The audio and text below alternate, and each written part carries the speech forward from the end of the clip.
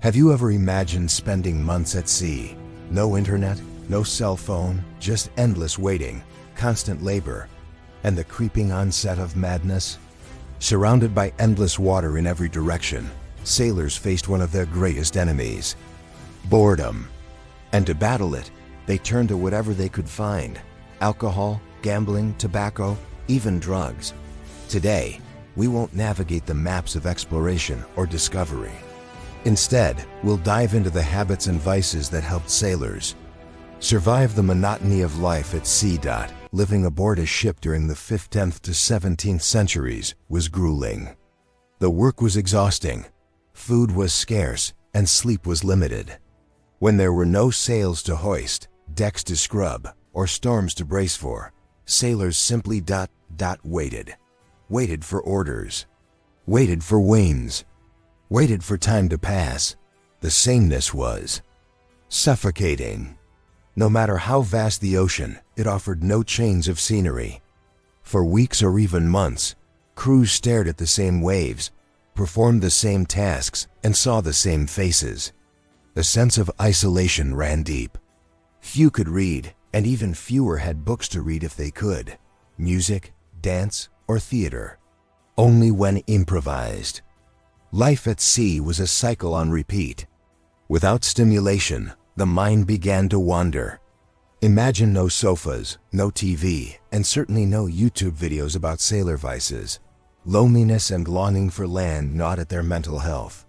Anxiety, melancholy, and even full-blown psychotic episodes weren't rare. Officers tried to maintain discipline, but they knew the most silent adversary of the voyage, boredom, could never be fully defeated.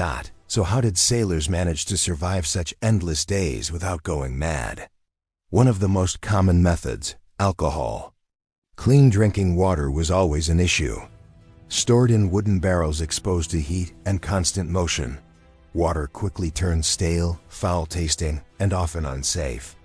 Drinking it could be risky. To avoid illness, many crews turned to fermented drinks instead: diluted wine, weak beer, and in the British Navy, grog. Grog was a blend of rum, water, citrus, and sugar. It was first introduced in the 17th century by Admiral Edward Vernon, who ordered that rum be diluted before being served to reduce drunkenness. Vernon, known for wearing a thick cloak made of grogram fabric, earned the nickname Old Grog, giving the drink its name and legacy among generations of sailors. Most European navies implemented alcohol rations. Sailors were handed measured servings, often twice a day, in the morning and again at night. For some, it was the only enjoyable moment of the day. For others, it became a crippling addiction.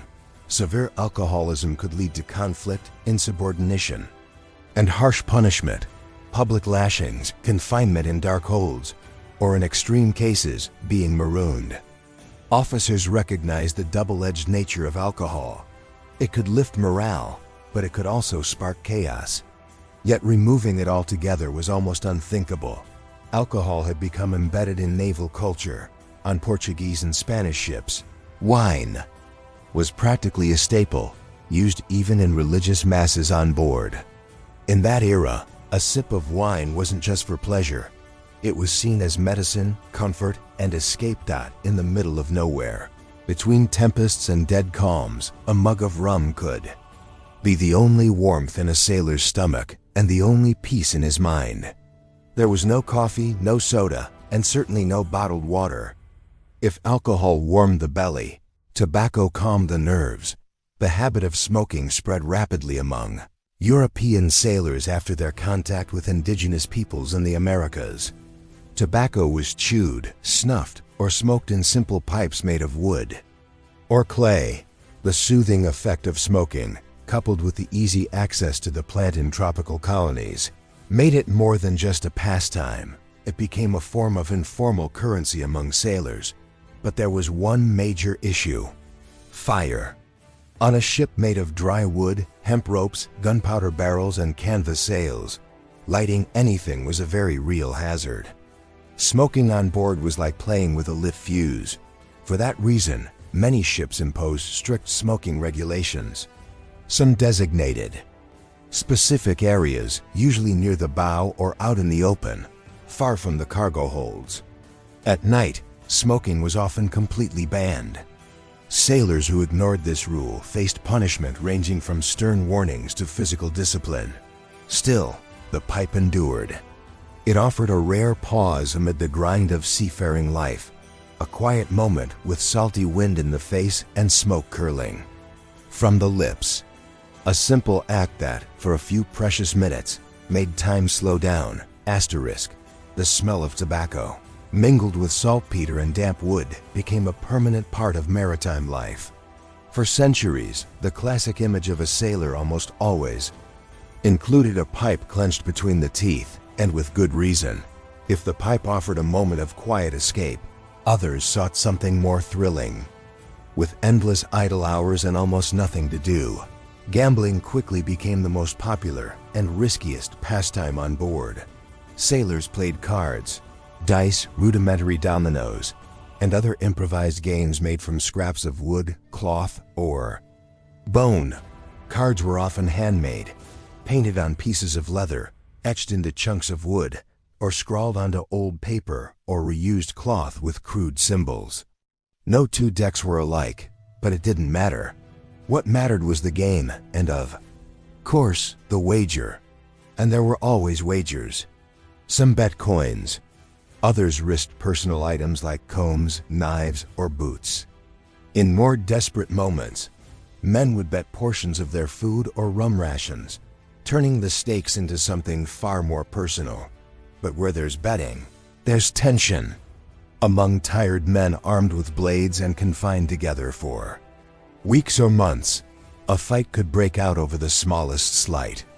What began as innocent fun could spiral into shouting matches, threats, and sometimes even bloodshed on deck. Officers viewed gambling with suspicion, but they often tolerated it as long as order was maintained. That is, until it wasn't. Then came punishments: isolation, beatings, or forfeiture of privileges. Still, gambling was nearly irresistible, not so much for the rewards, but for the adrenaline, when neither liquor, nor tobacco, nor cards could dull the aches or silence the mind. Some sailors turned to even stronger and often more dangerous methods. At a time when medicine was more guesswork than science, many of the shipboard remedies were experimental at best and harmful at worst. The line between treatment and addiction was thin and often invisible. Opium, for example, made its way into the hands of European sailors traveling east. It was used as a painkiller, a sedative, and at times simply to numb the harshness of daily life at sea. A few drops could soothe a toothache or lull an exhausted sailor into sleep. Alongside opium, concoctions of local herbs mixed with strong alcohols, honey, vinegar, or even animal fat were common. These so-called remedies promised to treat fever, cramps, wounds, even melancholia. Whether they worked was up for debate. But on a ship adrift in the middle of nowhere, even a placebo was a comfort. On voyages to Asia, sailors encountered unfamiliar powders, bombs, oils, and even narcotics sold freely in exotic ports. The more curious or more desperate among them sampled anything that offered relief. Not all became addicted. Many used these substances sparingly and only when necessary. But for some, the chemical calm became dangerously alluring. An artificial silence that could drown out pain, cold, and fear for just a little while. Still, not every kind of relief came from a vice. Amid the harshness of shipboard life, some crew members sought solace in what they could create with their own hands or their own voices. Without access to books, paintings, or formal entertainment, everything had to be improvised. Perhaps that's why it felt so alive. Sailors made music with whatever they had: cans, bits of wood, animal bones, even parts of the ship itself. They clapped, stomped, and sang in chorus. Some songs were brought from taverns back home. Others were invented right there between tasks. On quieter nights, storytelling took over. Tales of sea monsters, immortal pirates, lost cities, or loves left behind were shared. Everyone had a story to tell, and in the vast silence of the ocean, any story could feel like legend. Some sailors even staged short plays, acting out scenes using rags as costumes and sticks as swords. Others carved images into the hull or whittled shapes from scrap wood, faces, animals, or creatures from their imagination. Some went further still, tattooing themselves with soot and improvised needles, leaving a mark of the voyage on their own flesh. But no matter how they sang, carved, danced, or dulled their senses, all sailors had one shared desire: to reach land. And when that finally happened, the habits they developed at sea often exploded in intensity. Once ashore, they rushed to taverns, gambling dens, strange marketplaces, anywhere they could spend their pay or numb their weary souls. There was alcohol in excess, outrageous bets, and brawls in the streets. What was restricted on board became a kind of ritual on land. And of course, there was prostitution. Brothels near ports became almost routine stops for many sailors. These visits sparked stories, legends, and even personal, religious, and diplomatic scandals. But that's a topic so layered and provocative, it deserves a video of its own. Were you surprised by the vices and diversions of sailors from the age of exploration? If you thought maritime life was all adventure and glory, now you know the truth.